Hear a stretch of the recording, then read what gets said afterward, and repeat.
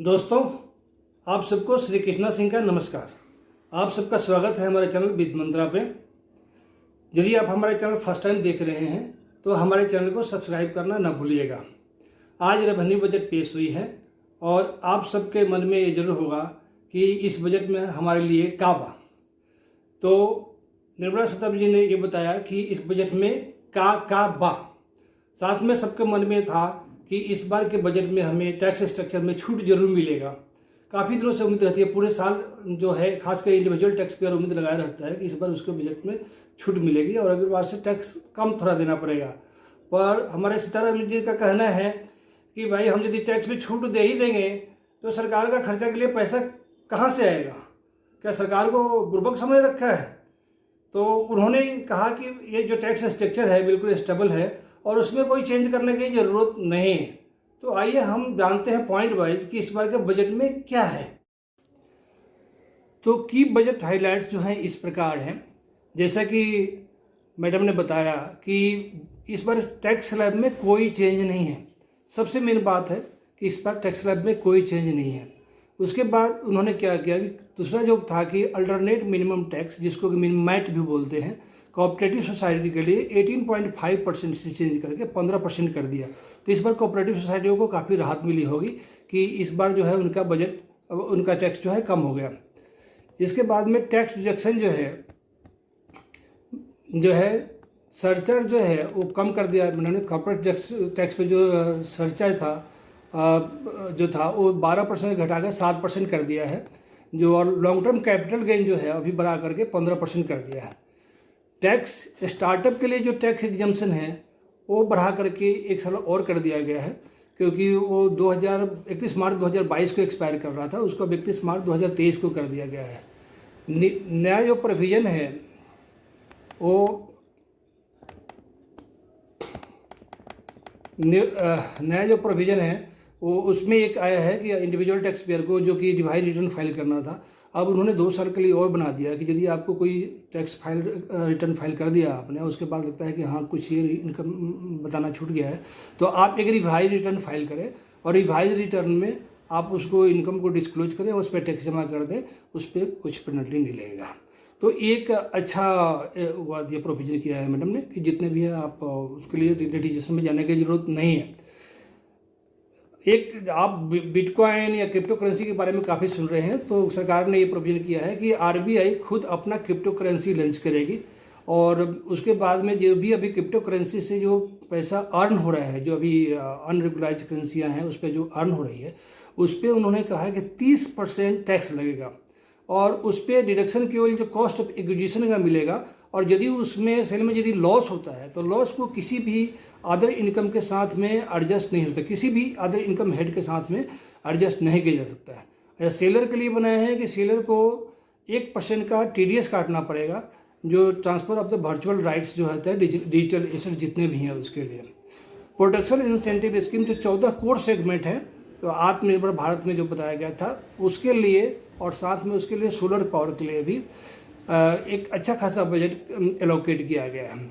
सरकार का main purpose हो गया है कि फिनटेक कंपनियां जैसे कि पेटीएम हो गया, भारत पे हो गया, जितने भी ये डिजिटल पेमेंट कंपनी जैसे इमेजिन पे हो गया, उनसे जैसे कंपनियों को बढ़ावा मिले और उसके लिए काफ़ी बड़ा स्ट्रक्चर तैयार करने की बात की गई है। 75 डिजिटल सेक्टर बनाया गया है कि जहाँ पे और उसमें कमर्शियल बैंकिंग को भी बढ़ावा मिलेगा। आईबीसी को अमेंड करने के लिए बात की गई है कि आईबीसी को सुटेबली ऐसा अमेंड किया जाएगा कि इसमें आईबीसी प्रोसेस में, जैसे आज जानते हैं कि आजकल बहुत ज़्यादा टाइम लग रहा है और रिजोल्यूशन प्लान एक्सेप्ट नहीं होते हैं या ढंग के रिजोल्यूशन प्लान नहीं मिलते हैं, तो उसके लिए उसमें चेंज किया जाएगा। तो सब बहुत सारी कंपनियाँ क्रॉस बॉर्डर इन्वॉल्व होती हैं, तो उसके लिए क्रॉस बॉर्डर आईबीसी का स्कोप बढ़ाया जाएगा।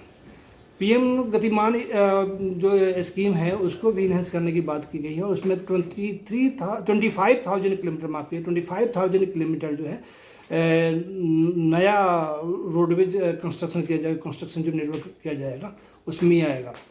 लॉजिस्टिक नेटवर्क बनाया गया है, 4 लॉजिस्टिक पार्क बनाए जाएंगे, जिसमें कि नागपुर, चेन्नई, इंदौर में होंगे। इसमें आपको 4 लॉजिस्टिक पार्क बनाए जाएंगे। जो इमरजेंसी क्रेडिट लाइन है जो एमएसएमई सेगमेंट के लिए जो अप्रूव की गई थी, वो 1 साल के लिए और बढ़ा दिया गया है और उसके लिए 50,000 करोड़ का एलोकेशन प्लान भी किया गया है। ठीक है, इसमें यह भी किया है कि पीएम आवास योजना के अंदर 8 मिलियन न्यू हाउसेज बनाए जाएंगे। 8 मिलियन मतलब कि 80 लाख न्यू घर बनाए जाएंगे पीएम आवास योजना के अंदर, जिससे काफ़ी लोगों को घर मिलेगा। तो एक घर की समस्या भी होगी। उसके बाद में पैडी के जो है एंड वीट प्रोक्योरमेंट के लिए स्पेशल प्रोविजन बनाए गए हैं, जिसमें कि किसानों से डायरेक्ट एमएसपी पे परचेजिंग हो सके और उसको परचेजिंग किया जा सके। एमएसएमई के लिए 2 ट्रिलियन आउटलैंड का प्रोविजन किया गया है और additional loan for 30 million MSME के लिए लोन का प्रोविजन किया गया है ताकि उनको एडिशनल लोन मिल सके। एमएसएमई सेगमेंट जानते हैं जो अपने इकोनॉमी का एक तरीका का बैकबोन है, उसके लिए 2 ट्रिलियन रुपीज़ का प्रोविजन किया गया है। प्रधानमंत्री हाउसिंग स्कीम के अंदर 48,000 करोड़ एलोकेट किया गया है और 1500 करोड़ जो है specially development for north east state के लिए डेवलप किया गया है। आप जानते हैं जीएसटीएस जो है इस बार रिकॉर्ड लेवल पर हुई है। जीएसटी जो है 1.41 लाख करोड़ के आसपास का जो है जनवरी का जीएसटी हुआ है, जो अब तक का सबका रिकॉर्ड है। एक और नई पॉलिसी है इलेक्ट्रिक व्हीकल का जो बैटरी है, बैटरी स्वैपिंग पॉलिसी अब आएगी, जिसके अंदर आप कहीं भी अपना बैटरी चेंज करा सकते हैं और दूसरी अपनी एक बैटरी के बदले दूसरा बैटरी ले सकते हैं। तो इसके लिए एक नया स्टैंडर्ड सेट किया जाएगा। डायमंड पे जो कंसेशनल ड्यूटी है वो घटा करके 5% कर दिया गया, जो पहले 7.5% था।